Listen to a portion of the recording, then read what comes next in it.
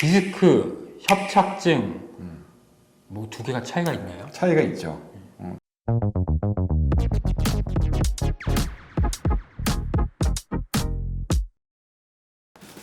안녕하세요. 닥터정비소의 정형외과 전문의 박민석. 안녕하세요. 정형외과 전문의 박준식입니다. 네, 안녕하세요. 오늘은 허리 얘기를 좀 해보려고 합니다. 디스크, 협착증 뭐 두 개가 차이가 있나요? 차이가 있죠. 증상도 다르고 원인도 다르고 치료도 다르고 그렇습니다. 디스크랑 협착증은 내가 이게 디스크인지 협착증인지 구분하는 가장 큰 차이가 어떤 게 있을까요? 일단 젊은 사람들은 협착증이 거의 없습니다. 다른 모든 퇴행성 질환들과는 달리 디스크는 젊은 사람들도 생겨요. 10대에도 생기는 경우가 있습니다. 많지는 않지만. 네. 디스크랑 협착이랑 그럼 가장 큰 차이는 나이다, 호발하는 그렇죠. 나이다. 네네네. 그럼 뭐 증상에 있어서 차이가 좀 있는 게 있을까요? 있죠. 일단 허리가 아픈 거는 둘 다 공이 있는 거고요. 그리고 디스크 같은 경우에는 한쪽 다리가 저린 경우가 좀 많습니다. 협착증이랑은 달리. 그리고 협착증은 엉치가 빠질 듯한 느낌.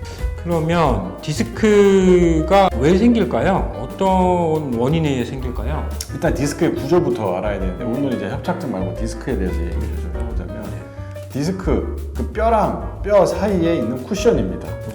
그 쿠션은 안에 있는 수액, 찹쌀떡의 안고 역할을 해. 안고처럼 이렇게 우리가 생각해 볼 수 있죠. 그리고 찹쌀떡의 그 떡 부분, 그게 섬유륜이라고 하는데 그 섬유륜이 그 디스크 수액을 쫙 감싸고 있는 그런 어떤 방석과 같은 쿠션이 위에 뼈와 아래 뼈를 이렇게 잘 버텨주고 있는 게 그게 이제 디스크입니다. 네. 그럼 디스크가 왜 생기는 거죠? 우리가 허리 디스크를 흔히 수액 탈출증이라고도 얘기를 하거든요. 근데 이제 그거는 섬유륜에 대한 얘기를 이제 빼고 얘기를 하는 건데 생각보다 수액이 탈출되지 않았음에도 허리가 아픈 사람들도 사실 우리가 디스크라고 볼 수 있고 그것도 섬유륜의 문제 때문에 생기는 거니까 그것도 디스크 질환으로 볼 수 있는 거예요. 그 섬유륜이 좀 찢어지는. 네네네. 아까 비유하셨던 안고랑 떡 중에 떡이 찢어지는. 그렇죠. 떡이 찢어지는 디스크가 있겠고. 그리고 이제 우리가 찹쌀떡 같은 경우에는 이제 떡면을 이렇게 내려치면 찹쌀떡이 납작해지잖아요. 그러다가 너무 세게 잘못 치거나 하면은 떡 안에 있는 팥이 안고가 터져서 밖으로 터질 수도 있죠. 그게 이제 바로 우리가 디스크 파열. 디스크 파열이고 섬유륜 파열로 인한 수액 탈출증. 디스크가 우리가 터졌다. 그렇죠. 그러면 디스크가 터졌으면 그 안에 있는 수액이 바깥으로 흘러나오는 거예요? 그렇죠. 흘러나왔는데 거기에 뭐 아무것도 없으면 상관이 없는데 그 흘러나온 그 위치에 하필 신경이 굉장히 중요한 신경이 있는 거죠. 그죠. 그 신경이 다리로 가는 신경. 그렇죠. 그래서 다리가 아프고 허리가 아프고 엉덩이가 아프고 그럼 디스크가 호발하는 부위가 있나요? 보통 이제 4번이랑 5번, 뭐 4, 5번 디스크 제일 이제 유명하죠. 4번과 5번 사이에 있는 디스크가 제일 많이 이제 호발을 하고요. 그 다음에 이제 5번과 천추 1번, 우리가 한 6번이라고 부르는 5, 6번 디스크, 그게 그 다음이고, 그 다음에 이제 3, 4번. 그리고 나머지는 거의 없다고 볼 수 있습니다. 그렇죠. 그럼 보통 4, 5번에 많이 호발하게 되고, 그러면 이 디스크가 뭐 어떻게 하면 우리가 예방을 할 수 있고? 일단 사실 제일 중요한 건 사실 유전이라고 보죠. 내가 허리를 튼튼하게 타고났으면 좀 이제 덜 생길 거고 좀 약하게 태어났으면 쉽게 디스크가 생길 수 있는 거고 뭐 젊었을 때 10대 친구가 뭐 무슨 일을 했겠어요. 근데 걔가 디스크가 왜 생겨요? 그건 이제 유전이 사실 중요한 부분이라고 봐야 되는 거고 그리고 이제 엑스레이를 이렇게 보면 이분이 평생 동안 제가 뭐 딱히 뭘 질문을 하지 않았음에도 불구하고 허리 쓰는 일을 굉장히 많이 하셨구나. 그런 것들이 사실 티가 납니다. 예전에 뭐 박지성 선수의 발, 그렇죠. 뭐 이런 것처럼.